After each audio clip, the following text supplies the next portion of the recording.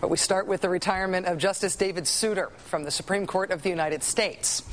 Did you ever get that pit in your stomach feeling at work when your boss strolls up behind you and you weren't necessarily doing what you should have been doing at that moment?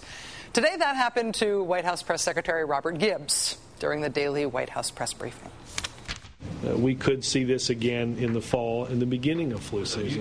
Right. Virus, as the president said, for the first time, I believe. And hey, President, I'm tired of Gibbs screwing this thing up. You know, there's a job to do. Please, everybody have a seat. There's a job to do. You got to do it yourself. See you guys later. Have a good weekend. I just got off the telephone with Justice Souter. And so I would like to say a few words about his decision to retire from the Supreme Court. The process of selecting someone to replace Justice Souter is among my most serious responsibilities as president. So I will seek somebody with a sharp and independent mind and a record of excellence and integrity. And it is my hope that we can swear in our new Supreme Court justice in time for him or her to be seated by the first Monday in October when the court's new term begins. And with that, I would like you to give Robert a tough time again.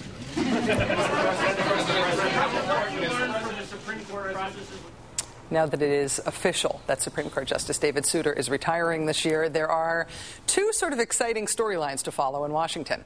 One is the obvious. Obama makes his first Supreme Court pick. So let's all learn the names of previously obscure law professors and solicitors general and appeals court judges and memorize a few potentially ideologically revealing biographical facts about each of them. Yay! I love that game as much as anyone. And all of us in the news business look forward to playing the who will he pick prediction game over the next few weeks.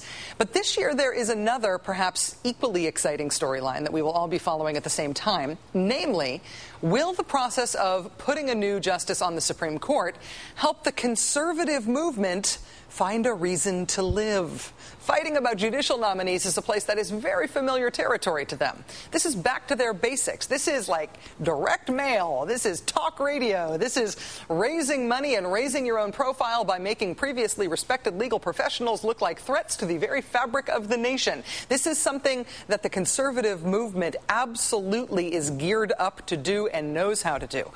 The only problem is that in their excitement this year to get going, to try to blaze a trail out of the political wilderness with a big Supreme Court nomination fight, which they are convinced they are very good at, they are perhaps overplaying their hand a little bit already. First, they have jumped the gun a bit in already announcing their vituperative opposition to Obama's nominee to replace Justice Souter. Of course, Obama's nominee to replace Justice Souter does not exist yet.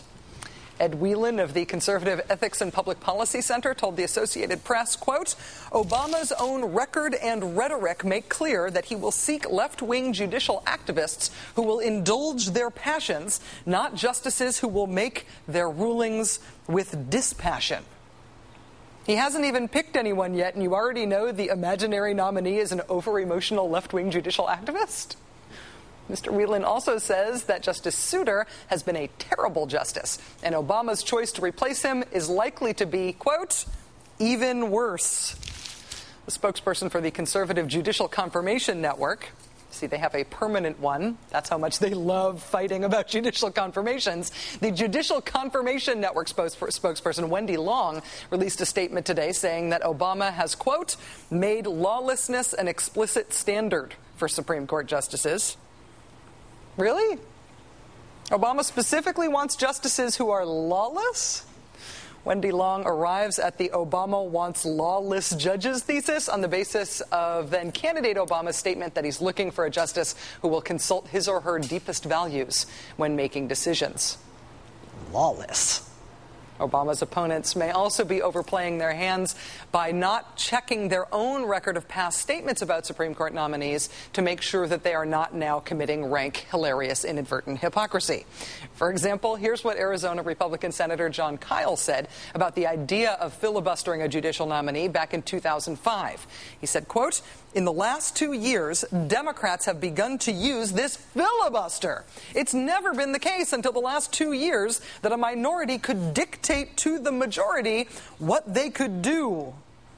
Some of Jon Kyle's Republican colleagues in the Senate even went as far as saying that filibustering judicial nominees is unconstitutional. But now, facing the prospect of a Democrat making a judicial nomination instead of a Republican, Senator Kyle has already made a public promise to filibuster Obama's nominee if he sees the nominee as being too liberal. Because when it's any Republican minority filibustering, that's more constitutional, apparently, than when it's a Democratic minority doing the filibustering. It is, of course, unlikely that the conservative movement, let alone the Republican Party, will be able to stop Obama from appointing who he wants to the court. The Democrats do, after all, have 59 seats in the Senate.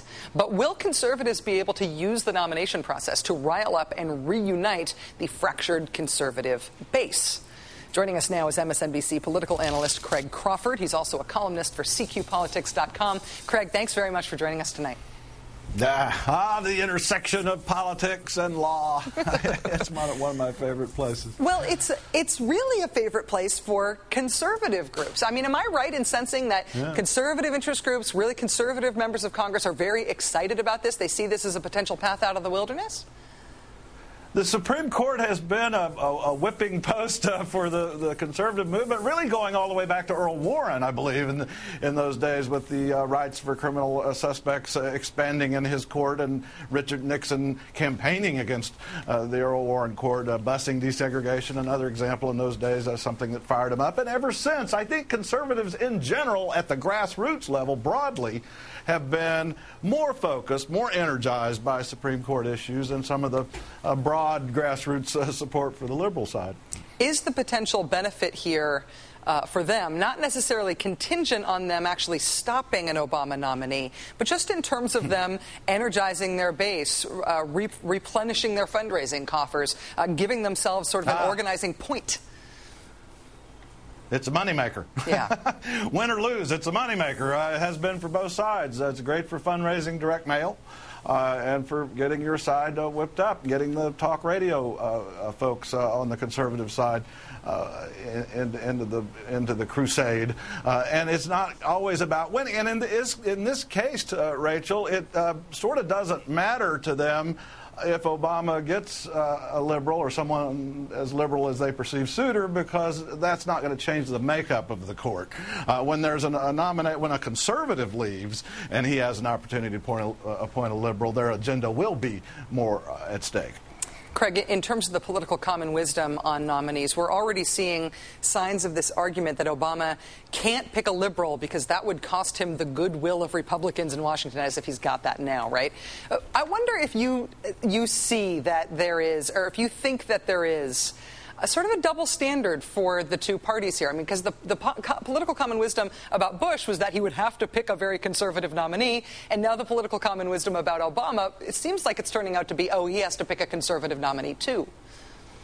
And that was the pressure that was put on Bill Clinton, who essentially caved, in most cases, to that argument. You know, this town, Rachel, is still more or less wired for conservatism. And Obama's gradually ripping the wires out, but the house is a long way from being remodeled, I think, when it comes to, just changing the conventional thinking.